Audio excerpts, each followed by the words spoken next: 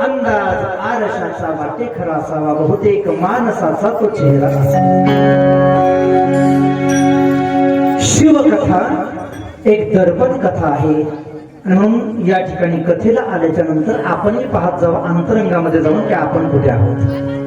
भागवतकार, शिवकथाकार, रामायणकार ज्या वेळेला कथा करत असतात त्यांच्या मुखातून बाहेर पडणारे शब्द ते एखाद्या रेडीमेड कपड्यासारखे असतात. महाराज, रेडीमेड कपडा जसा असतो, रेडीमेड शर्ट, एखादा दृष्टांत, एखादा सिद्धांत एखाद्याच्या अंगी बरोबर बसतो, त्याला असं वाटतं महाराज आपल्यालाच बोलले की काय. आपण अंतरंगामध्ये जाऊन शोधावं लागतं की आपण या परमार्थामध्ये अथवा आपण आपल्या व्यवहारामध्ये कोणत्या स्थितीमध्ये आहोत, आपण कोणत्या स्तरावर आहोत, हे आपल्याला शिवकथा शिकवते.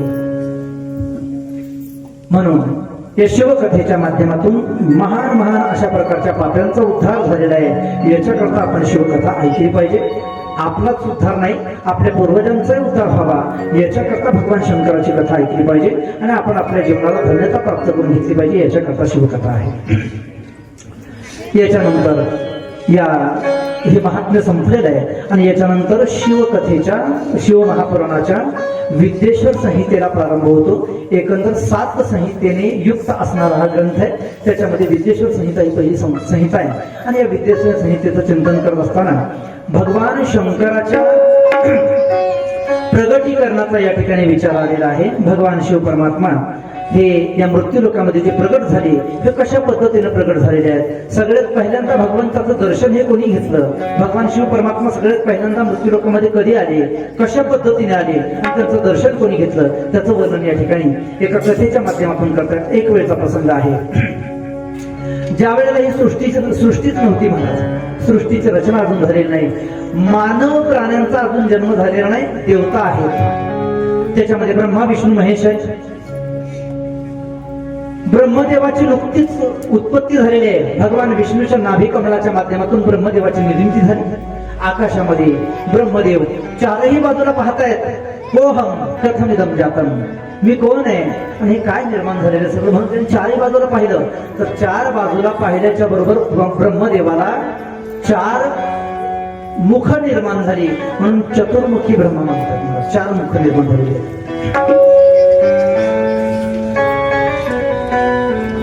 ब्रह्मदेवाने पाहिलं मी कोण आहे याचंही ज्ञान नाही, मी कशा करता निर्माण झालेलं आहे याचंही ब्रह्मदेवाला ज्ञान नाही. परंतु आकाशवाणी झाली महाराज आणि आकाशवाणीने सांगितलं की तुम्ही प्रजेची वृद्धी करा, तुम्ही विश्वाचं सृजन करा. आकाशवाणी झाल्याबरोबर ब्रह्मदेवाने विश्व सृजन करण्याच्या करता भगवत नामस्मरण केलं आणि नामस्मरणाच्या माध्यमातून त्याला सृजन योग्यता प्राप्त झाली. याचं चिंतन ज्ञानेश्वर महाराज ज्ञानेश्वरी मध्ये करतायत. आगार सृष्टीच्या उपक्रमा पूर्वीगा विरोत्तमा, वेडा ऐसा ब्रह्मा एकदा होता, ना सृष्टी ही करू शके मज ईश्वराचे ओळखे, तो थोर केला एके नामी. भगवंताच्या नामाने विश्वसृजन योग्यता त्याला प्राप्त झाली आणि विश्वसृजन करण्याकरता त्याने प्रारंभ केला. ब्रह्मदेवाच्या शरीरातून वेगवेगळ्या प्रकारचे मरीची, कश्यप आदी ऋषींची निर्मिती झालेली आहे. आणि हे सगळं निर्माण झाल्याच्या नंतर ब्रह्मदेवाला अहंकार निर्माण झाला, अभिमान निर्माण झाला. त्याला वाटलं या जगामध्ये आता दुसरं कोणीच नाही, मी एकटाच आहे आणि मीच मोठा आहे.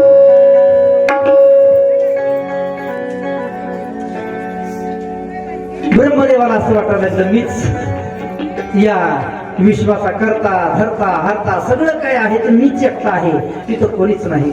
आणि मग ब्रह्मदेव निघालेले शोधा करता तर क्षीरसागरामध्ये आल्याच्यानंतर भगवान विष्णूची भेट झाली.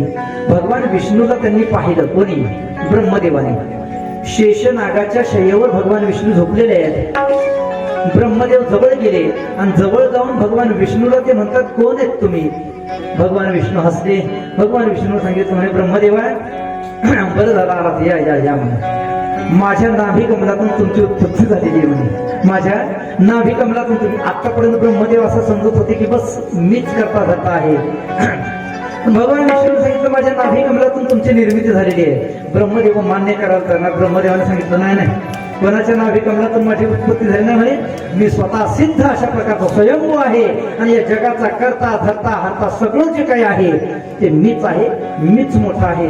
माझ्यापेक्षा या जगामध्ये दुसरं कोणी मोठं नाही म्हणे. ब्रह्मदेवाला अभिमान अहंकार निर्माण झाला. बरं, भगवान विष्णू लीला करतायत. भगवान विष्णूने सांगितलं नाही म्हणजे ब्रह्मदेवा माझ्या नाभिकमलातून तुमची उत्पत्ती झाली, याचा अर्थ असा आहे तुम्ही माझा अपत्य आहात आणि मी तुमचा पिता आहे. पिता या नात्याने तुमच्यापेक्षा मी मोठा नाही. भगवान विष्णूचं बोलणं हे लिलेतून आहे आणि भगवान ब्रह्मदेवाचं बोलणं हे अहंकारातून आहे. अहंकारातून ब्रह्मदेव सांगतात नाही म्हणे देवा तुम्ही कोण आहेत मला माहिती नाही म्हणे. ज्या वेळेला मी जागृत अवस्थेला प्राप्त झालो तेव्हा दुसरं कोणीच नव्हतं, मी एकटाच होतो. मीच या विश्वाचा करता होता आहे, मीच मालक आहे, मीच मोठा. दोघांच्या मध्ये असा वाद पेटला महाराज, एकमेकाची कॉलरच धरली मला दोघांनी. कोणी ब्रह्मदेवानी विष्णू. हुमरी तुमरीवर प्रकरणानं मारामारीला सुरुवात झाली. अक्षरशः युद्ध तुमचं महाराज दोघांच्या मध्ये. सगळ्या देव लोकांमध्ये हाहाकार निर्माण झालेला आहे, कारण युद्ध म्हणजे सामान्यांचं युद्ध नाही. युद्ध देवता देवतांमध्ये आहे. ब्रह्मदेव आणि महाविष्णू यांच्यामध्ये महाभयंकर अशा प्रकारचा तो युद्धाचा प्रसंग पाहिला.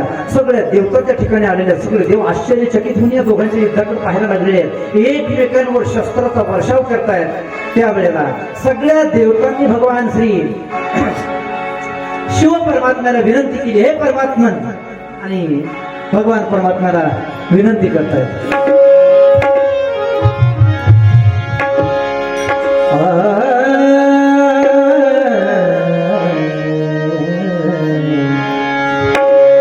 ओम नमः शिवाय, ओम नमः शिवाय, ओम नमः शिवाय, ओम नमः शिवाय.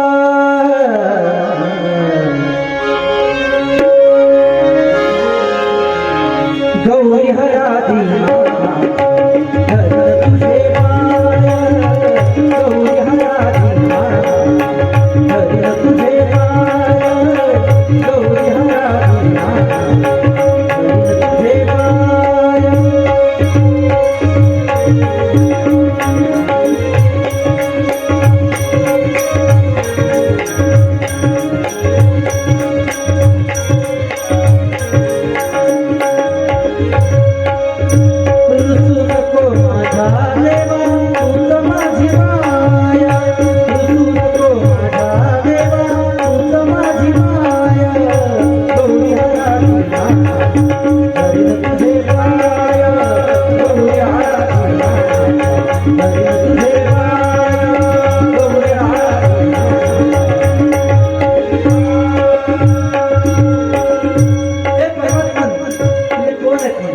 गौरी हराधीनाथ धरीन तुझे पाय, रुसू नको माझ्या देवा तूच माझी माय. गौरी हराधीनाथ धरीन तुझे पाय, दयावंत म्हणती तुझला थोर थोर संत.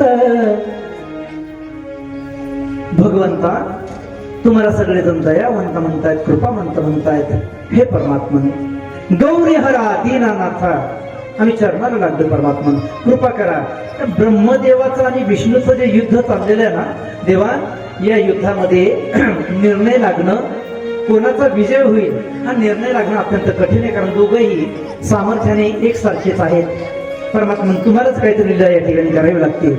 मग भगवान शिव परमात्म्याला विनंती केल्याबरोबर भक्तवत्सल दयानिधी असणारा परमात्मा त्या ठिकाणी प्रगट झाले. तर भगवान परमात्मा लीला करतायत.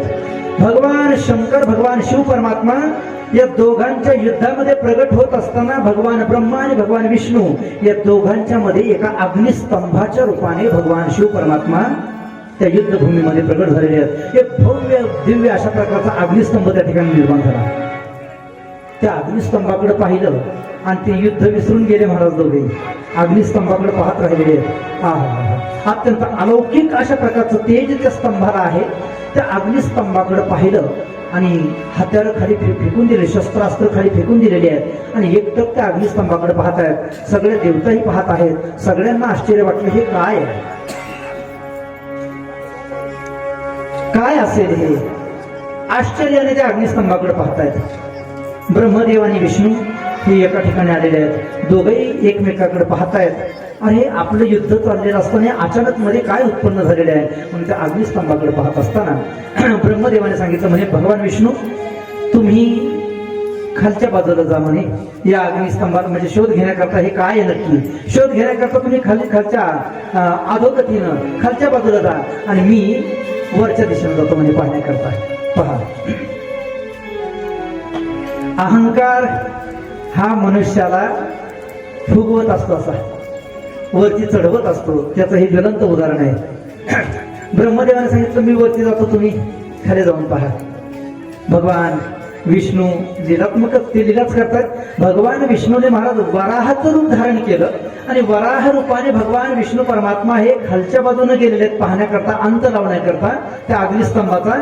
आणि भगवान ब्रह्मदेव त्यांनी हंसाचं रूप घेतलेलं आहे आणि हंसाच्या रूपाने ते वरच्या दिशेने निघाले पाहण्याकरता. हा अग्निस्तंभ कुठपर्यंत आहे महाराज किती दिवस झाले माहिती नाही किती वर्षाच्या पाठीमागून वर्ष निघून चालले तरी त्या स्तंभाचा अंत लागेल महाराज. वर्ष कशाचं युगाचे युग जायला लागलेले आहेत परंतु स्तंभाचा अंत लागत नाही. भगवान विष्णू थकले महाराज. भगवान विष्णूंनी शंकराची शरणागती पत्करली वरती आलेले आहेत. पण ब्रह्मदेव वरती वरती वरती वरती जात राहिले मात्र त्यांना अजूनही अंत लागेना. शेवटी ब्रह्मदेवही थकलेले आहेत आणि तेवढ्यात महाराज लक्ष देऊ नका वरच्या बाजूने एक केतकीचं पुष्प केतकी म्हणजे आपल्याकडे काय तर केवडा होता केवडा त्या केवड्याचं फूल वरच्या दिशेने खाली पडलं महाराज. वरून ते पडायला लागलं खाली. ब्रह्मदेवाने पाहिलं काहीतरी वस्तू वरून यायला लागलेली आहे. असा हात धरला आणि ती बरोबर हातामध्ये केवड्याचं फूल आलं. त्या फुलाला पाहिलं आणि ब्रह्मदेवाने विचारलं अरे कोण आहे तू कोणच म्हणे तू. फुलाने सांगितलं म्हणे दादा मी भगवंताच्या माथ्यावर होतो तिथून मी खाली आलो. ब्रह्मदेवाने विचारला किती लांब आहे अजून वरती माथा. त्याने सांगितलं म्हणे अंत नाही महाराज किती युग झाली मी वरून खाली पडायला लागलो माझी मलाच कल्पना नाही. ब्रह्मदेवाने सांगितलं म्हणजे पा आता मीही थकलेलो आहे तूही एवढ्या वरून खाली आलेला आहेस. त्या फुलाला हातात घेतलं ब्रह्मदेवाने आणि ब्रह्मदेवाने सांगितलं हे पा आता खाली गेल्याच्या नंतर भगवान विष्णूची आपल्याला भेट होईल. जर ते भेटले तर मी त्यांना म्हणेन की मी अंत लावला या स्तंभाचा आणि या फुलाला मी घेऊन आलो तर माझ्या बाजूने तू ही साक्ष दे म्हणे की आलती म्हणा माथ्यावर. त्या केतकीच्या फुलाने केवड्याच्या फुलाने सांगितलं म्हणे हो देवा मी कशी साक्ष देईन. भगवान विष्णूच्या जवळ आलेले आहेत आणि नंतर भगवंताला त्यांनी सांगितलं म्हणजे देवा मी वरती गेलो होतो मला भगवंताच्या माथ्याचा शोध लागला आणि तिथं लागल्यानंतर हे पण त्या देवाच्या डोक्यावरचं हे केवड्याचं फुल मी घेऊन आलेलो आहे. केवड्याच्या फुलाला सांगितलं म्हणे सांगितलं तू पण त्या केवड्याच्या फुलाने सांगितलं म्हणे हो देवा हे आले होते म्हणे वरती माथ्यावर गेले होते का माथ्यावर अर्ध्यातूनच आले माघारी. ब्रह्मदेवही खोटं बोलले ब्रह्मदेवही खोटं बोलले आणि ते केतकीचं पुष्प सुद्धा खोटं बोलले. हाहाकार झाला. तेवढ्यामध्ये भगवान शिव परमात्मा त्या ठिकाणी प्रगट झालेले आहेत. साक्षात भगवान शिव परमात्म्याला पाहिलं आणि सर्वांनी जय जयकार केलेला आहे. नमः पार्वती पते हर हर महादेव. भगवान शिव परमात्म्याचा जय जयकार केला. आकाशातून पुष्पवृष्टी झालेली आहे आणि भगवान शिव परमात्म्याने ब्रह्मदेवालाही जवळ बोलावलं आणि महाविष्णूलाही जवळ बोलावलं. भगवान विष्णू त्याने विचारलं म्हणे देवा काय झालं या स्तंभाचा अंत लावला का तुम्ही. विष्णूने खरं सांगितलं महाराज. भगवान विष्णू सांगितलं म्हणे देवा मी गेलो होतो शोध लावण्याकरता परंतु मला मात्र अंत लागला नाही मला अर्ध्यातूनच परत यावं लागलं. मी शरण आहे देवा तुम्हाला. भगवान विष्णूचं ते सत्य वचन भगवान शंकराला आवडलं आणि भगवान शिव परमात्म्याने लक्ष देऊन ऐका विष्णू भगवंताला वरदान प्रदान केलं आशीर्वचन प्रदान केलं की हे परमात्मन आजपासून तुमच्यामध्ये आणि माझ्यामध्ये कोणत्याही प्रकारचा भेद राहणार नाही. आणि म्हणूनच वारकरी संप्रदायामध्ये भगवान शंकर आणि भगवान विष्णू यांच्यामध्ये कोणत्याही प्रकारचा भेद नाही. हरी हा भेद नाही नका करू वाद एक एकाचे हृदय गोडी साखरेच्या. भगवान शिव परमात्म्याने सांगितलं म्हणजे देवा साखर आणि गोडी हे जसं एकमेकापासून अलग होऊ शकत नाही तसं भगवान शिव और भगवान विष्णू हे एकमेकापासून कधीही अलग होणार नाही. दोन्ही देव एकच शिपाई जनाबाईचा फार गोड अभंग आहे महाराज. त्या दोन्ही देवतांच्या मधलं ऐक्य प्रतिपादन करत असताना जनाबाई महाराज भगवंताचं वर्णन करतात.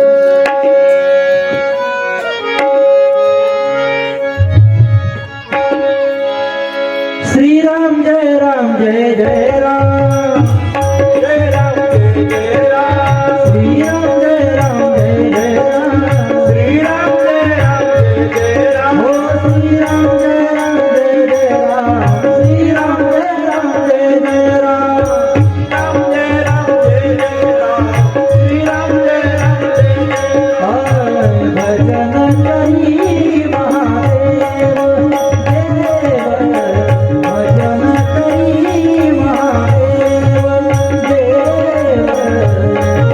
हरी महादेव देव, भजन हरी महादेव. ओ राम तुझे सदाशिव, सदाशिव राम तुझे सदाशिव, सदाशिव भजन करी महादेव देव, भजन हरी महादेव देव, भजन हरी महादेव. दोन्ही देव एकची पाही, तया ऐक्य तुझे नाही. दोन्ही देवांच्या मध्ये एक विशिष्ट प्रकारचं ऐक्य आहे. तुम्ही बघा, जर पंढरपूरला गेल्यानंतर कोणी अभिषेक केला असेल ना पांडुरंगाला, तर ज्याने अभिषेक केला त्याच्या ही गोष्ट लक्षात येईल. पांडुरंग परमात्म्याचा अभिषेक करत असताना भगवान आपल्याला दिसतं महाराज. भगवान पांडुरंगाच्या डोक्यावर शिवलिंग आहे महाराज. भगवंताचं जे मस्तक आहे, डोकं मुकुट आहे, त्या मुकुटावर भगवान पांडुरंगाने शिव परमात्म्याला आपल्या मस्तकावर धारण केलेले आहे. मग काय भेद आहे महाराज भगवंतामध्ये आणि भगवान शिवामध्ये आणि विष्णूमध्ये? कोणत्याही प्रकारचा भेद नाही. दोन्ही देव एक सारखे आहेत. संत महात्मे वर्णन करतायत. एकनाथ महाराजांचं एक पद आहे,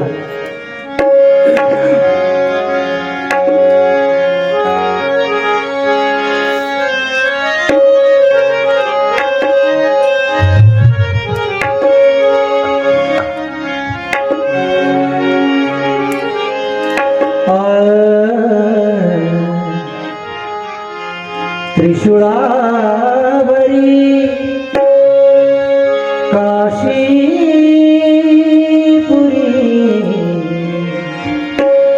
त्रिशूळावरी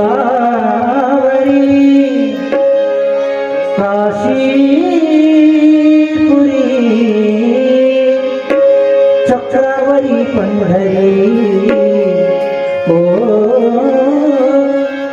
चक्रावरी पंढरी, दोन्ही सारखे सारखे, दोन्ही सारखे सारखे, दोन्ही सारखे सारखे,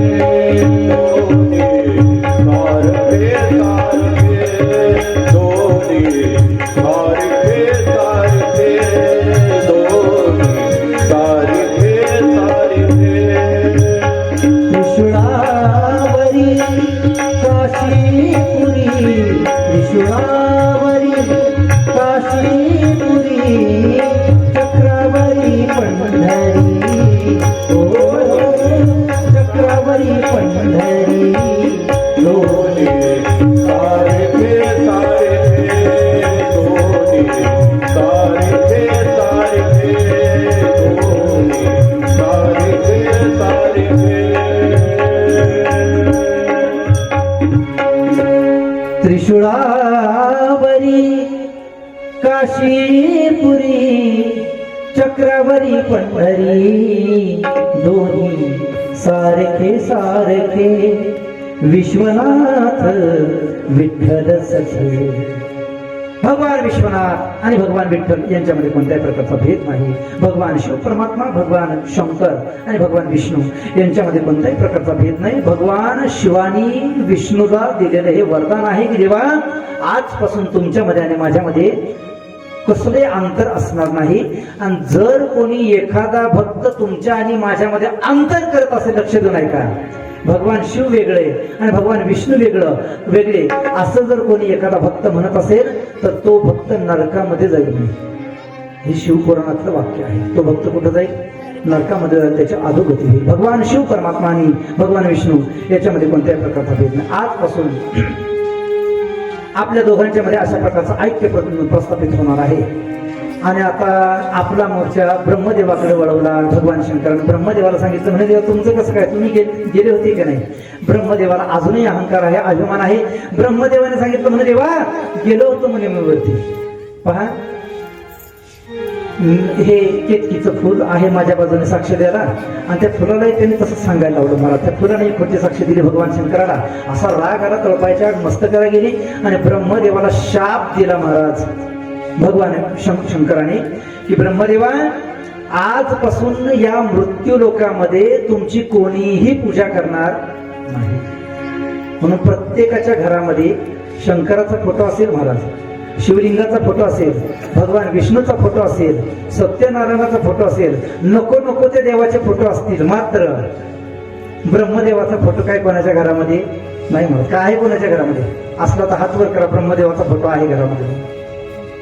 कोणाच्याही घरामध्ये ब्रह्मदेवाचा फोटो नाही. आणि ब्रह्मदेवाची पूजा सुद्धा शास्त्रामध्ये निषिद्ध सांगितलेली. म्हणून फोटो असून तरी काय उपयोग? त्याची पूजाही करता येत नाही म्हणायचं. ब्रह्मदेवाची पूजा सुद्धा करता येत नाही. का? कारण भगवान शंकराचा त्यांना शाप आहे. ब्रह्मा अपूज्य झाला, अपूज्यता प्राप्त झालेली आहे.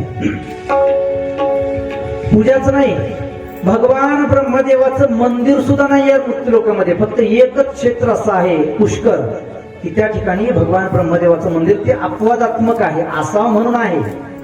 मात्र भगवान ब्रह्मदेवाचं मंदिर नाही भरत, त्याची पूजा केली जात नाही. का? कारण भगवान शंकराने दिलेला शाप आहे. केवड्याच्या फुलाकडे आली परमात्मा आणि केवड्याच्या फुलाला म्हणतात, बाबा तुझं कसं काय? त्याने सांगितलं, म्हणे देवा माफ करा. त्याचं तर थरथर कापायला लागलं. कोण? केवड्याचं फुल थरथर थरथर कापायला लागलं. त्याने सांगितलं, म्हणे देवा माफ करा, मला काही शाप वगैरे देऊ नका म्हणे. या दोघांच्या मध्ये ताकद तरी आहे शाप सहन करायची, माझ्यामध्ये ताकद नाही, देवा मला शाप देऊ नका. भगवंताला राग आलेला होता. परमात्म्याने सांगितलं, म्हणे ठीक आहे, तुला शाप तर नाही, पण एक लक्षात ठेव, आजपासून केवड्याचं फूल भगवान शंकराच्या पूजेमध्ये वर्जित आहे, ते वापरू नये. भगवान शंकराच्या पूजेमध्ये केवड्याचं फूल वापरू नका म्हणे. आणि जर कोणी एखाद्याने केवड्याचं फूल भगवंताच्या पूजेमध्ये वापरलं, शंकराच्या पूजेमध्ये, तर त्याची ती पूजा त्याला पुण्याच्या ऐवजी पाप प्रदान करणारे आहे. म्हणून भगवान शंकराच्या पूजेमध्ये सगळी फुलं चालतील. धोत्र्याचं फुल चालतं महाराज, भगवंताने धोत्र्याच्या फुलाचा स्वीकार केला, पण सुगंधित असणारं केवड्याचं फुल, ते केवड्याचं फुल भगवंताच्या पूजेमध्ये चालत नाही. लक्षात घ्या. मी इकडं आल्यापासून पाहिलेलं नाही केवड्याचं फुल इकडं, बरं का. तुमच्या भागामध्ये शक्यतो नाहीये बरं वाटतं केवड्याचं फुल, दिसत नाही इकडे. किती पुष्प असेल एखाद्या ठिकाणी, परंतु आमच्याकडे पुण्याकडे वगैरे, साताऱ्याकडे वगैरे भरपूर अशा प्रकारची केवड्याची फुलं, ते गुच्छ वगैरे त्याच्या मिळतात, किंवा माळेमध्ये हारामध्ये ते केवड्याचं फुल असं लांब असतं पाठी फुल. इकडं तर मला वाटतं मी कर्दळीचंही फुल पाहिलेलं नाही इकडं. केवडा तर नाहीच नाही, पण कर्दळी सुद्धा पाहिजे. आमच्याकडे कर्दळी असते, कर्दळीचं फुल. सत्यनारायणाच्या पूजेमध्ये केळीच्या खुंटाच्या ऐवजी ते कर्दळीचं आमच्याकडे वापरतात. कर्दळीचा खुंट लाल रंगाचं, लाल पिवळसर अशा प्रकारचं ते कर्दळीचं फुल असतं. तशाच पद्धतीचं केवड्याचं फुल असतं, पांढऱ्या शुभ्र रंगाचं, पण सुगंध असा सुंदर असतो त्याचा. केवड्याच्या फुलासारखा सुगंधच नाही महाराज, पण किती सुगंध असला म्हणून काय झालं? नुसतं सुगंध आहे म्हणून भगवंताने नाही, सुगंध जरी असला तर त्याच्यामध्ये असणारे दुर्गुण, खोटं बोलण्याचा दुर्गुण भगवंताने लक्षात घेतला, आणि भगवान शंकराने त्या सुगंधी असणाऱ्या केवड्याच्या फुलाचा त्याग केला महाराज. म्हणून भगवान शंकराच्या पूजेमध्ये केवड्याचं फूल कधी चालत नाही. ते गयावया करू लागलं. कोण? केवड्याचं फूल. त्याने गयावया करायला सुरुवात केली. म्हणजे देवा एवढंही उदास होऊ नका माझ्या बाबतीमध्ये, काहीतरी वरदान मला प्रदान करा. भगवंताला दया, त्याची ती केविलवाणी अवस्था पाहिली, आणि भगवान शंकराला दया आली. भगवंताने सांगितलं ठीक आहे, काय हरकत नाही, फक्त माझ्या पूजेमध्ये तुझा स्वीकार होणार नाही, पण एरवी भगवान शंकराच्या मंदिराची सजावट जर करायची ठरली, मंदिराची सजावट जर करायची ठरली, तर भगवंताने सांगितलं त्याच्यामध्ये केवड्याचं फुल अवश्य असावं महाराज. मंदिराच्या सजावटीमध्ये केवड्याचं फुल जर असलं तर भगवान शंकर प्रसन्न होतात आणि तेच फुल जर पूजेमध्ये वाहिलं तर ते नाराज होतात महाराज. भगवान शिव परमात्म्याने हे त्या केवड्याच्या फुलाला दिलेलं आशीर्वचन आहे की सजावटीमध्ये हे तुझा उपयोग चालेल नाही, काय हरकत नाही. असंच प्रतिज्ञा असणारा ब्रह्मदेव आणि असंच प्रतिज्ञा असणारा केवड्याचं फुल, या दोघांनाही महाराज भगवान शिव परमात्म्याने एक विशिष्ट प्रकारची शिक्षा प्रदान केलेली आहे. त्यांना वेगवेगळ्या प्रकारचे शाप दिलेले आहेत. म्हणून भगवान शंकराच्या पूजेमध्ये तिरस्कृत असणारी फुलं चालतील धोत्र्यासारखी, मात्र केवड्याचं फुल भगवंताच्या पूजेमध्ये चालत नाही. भगवान शिव परमात्म्याचं हे जगतामध्ये पहिलं प्रगटीकरण आहे. भगवान परमात्मा पहिल्यांदा या जगतामध्ये स्थूल रूपाने सगुण रूपाने त्या ठिकाणी प्रकट झालेले आहेत. एरवी भगवान शंकर हे सगुण नाहीत, लक्षात घ्या. आपण जी मूर्ती पाहतो भगवंताची, काय म्हणतात त्याला, फोटो वगैरे पाहतो, तर फोटोमध्ये जसं भगवंताचं स्वरूप दाखवलेलं आहे हे फक्त एखाद्या श्लोकाच्या वगैरे वर्णनाच्या माध्यमातून तयार केली गेलेली मूर्ती आहे. भगवंताचं स्वरूप तसं नाहीये. भगवान परमात्मा हे निर्गुण आहेत महाराज. भगवान शंकर बाकी सगळ्या देवतांच्या मूर्ती आहेत, बाकी सगळ्या देवतांचे फोटो आहेत, पण भगवान शिव परमात्मा हे निर्गुण तत्व आहे. त्याला कोणत्याही प्रकारचा रंग नाही, त्याला कोणत्याही प्रकारचा आकार नाही, त्याला कोणत्याही प्रकारचं रूप नाही, रंग नाही, रूप नाही, नाही वर्ण छाया, निराकार निर्गुण तू ही रघुराया. निराकार निर्गुण अशा प्रकारचं भगवान परमात्म्याचं स्वरूप आहे. म्हणून भगवान शंकराची जी भक्ती आहे ना, ती भक्ती सुद्धा निराकार निर्गुण स्वरूपाचीच आहे. कोणत्याही प्रकारचं सगुणाचं त्याला सगुण स्वरूपाच्या माध्यमातून भगवंताची पूजा करता येत नाही. निर्गुण निराकार परमात्मा तत्वाचं चिंतन करावं लागतं भगवान शंकराच्या पूजेमध्ये. भगवान शंकर स्मशानामध्ये जर राहत असले, स्मशानामध्ये जर भगवंताचा वास असला, तरी भगवान शिव परमात्मा ही ज्ञानाची देवता आहे. ज्ञान ज्याला प्राप्त करून घ्यायचं असेल, ज्याला असं वाटतं की मी विद्वत्तेला प्राप्त व्हावं, मला विद्वत्ता प्राप्त व्हावी आणि या संपूर्ण विश्वामध्ये माझं नाव लौकिक व्हावा, तर अशा व्यक्तीने भगवान शंकराची आराधना करावी. कारण भगवान शिव परमात्मा ही ज्ञानाची देवता आहे. आपण प्रत्येक ग्रंथाच्या सुरुवातीला प्रारंभाला कथा ऐकत असतो की माता पार्वती आणि भगवान शिव परमात्मा यांनी क्षीरसागराच्या परिसरामध्ये, ज्ञानेश्वरीमध्ये सुद्धा याचं वर्णन आहे महाराज. क्षीरसागराच्या परिसरामध्ये हे दोघे एकांतामध्ये ज्ञानाची देवाणघेवाण करत असतात, ज्ञानाच्या विषयी गप्पा मारत असतात. आणि म्हणून भगवान शिव परमात्मा ही ज्ञानाची देवता आहे. आपल्या वारकरी संप्रदायाचे मूळ प्रवर्तक जर कोण असेल तर ते भगवान शंकर आहेत, लक्षात घ्या. दड दड दड दड दुड दुड दुड दुड पळ सुटला, कळी काळा बापुडी आले. त्या अभंगामध्ये वर्णन आहे की भगवान शिव परमात्मा हे मृत्यू लोकातले पहिले वारकरी आहेत. पंढरपूरची पहिली वारी जर कोणी केली असेल तर ती भगवान शंकराने केलेली महाराज. किंवा ज्ञानेश्वरीमध्ये महाराज वर्णन करतात, तये मार्गीचा कापडी महेश अजूनही भगवान परमात्म्याची वारी करतायत. अर्थ असा आहे. आणि या वारकरी संप्रदायाचं मूळ प्रवर्तक जर कोण असेल तर भगवान शंकर आहे. ज्ञानोबरांना विचारा, ज्ञानोबरांच्या पासून आपला संप्रदाय चालू झाला ना. ज्ञानोबरांनी या संप्रदायाचा पाया रचलेला, ज्ञानदेवे रचिला पाया, आणि या वारकरी संप्रदायाची इमारत जी उभी केली ती ज्ञानोबरांनी उभारली महाराज. पण ज्ञानोबरापर्यंत हे वारकरी संप्रदायाचं जे तत्वज्ञान आलं ना, ते कसं आलं? ज्ञानोबरांची गुरु परंपरा पहा. ज्ञानोबरांनी वर्णन केलं, आदिनाथ उमा बीज प्रगटले, मच्छिंद्राला धरे सहज स्थिती, तेची प्रेम मुद्रा गोरक्षाची धरी, पूर्ण कृपा केली गहिनी नाता, वैराग्य तापला सप्रेम निवाला, ठेवा जला जला शांत. किंवा अगदी सोपा अभंग, 3 चरणांचा. आदिनाथ गुरु सकळ सिद्धांचा, मच्छिंद्र तळ्याचा मुख्य शिष्य, मच्छिंद्राने बोध गोरक्षाशी केला, गोरक्ष ओळला गहिनी प्रती, गहिनी प्रसादी निवृत्ती दातार, आणि ज्ञानदेवासार चौधरी. म्हणजे परंपरा कुठून आली? आदिनाथ गुरु सकळ सिद्धांचा. आदिनाथ म्हणजे कोण? आदिनाथ म्हणजे भगवान शंकर. भगवान शंकरापासून आपल्या वारकरी संप्रदायाची परंपरा चालत आली. ज्ञानोबरांनी गुरु परंपरेचं चिंतन करत असताना ज्ञानेश्वरीमध्ये सुद्धा भगवान शंकराचा उल्लेख आवर्जून केलेला आहे महाराज. तुम्ही पहा, आपण पाहत नाही या गोष्टी.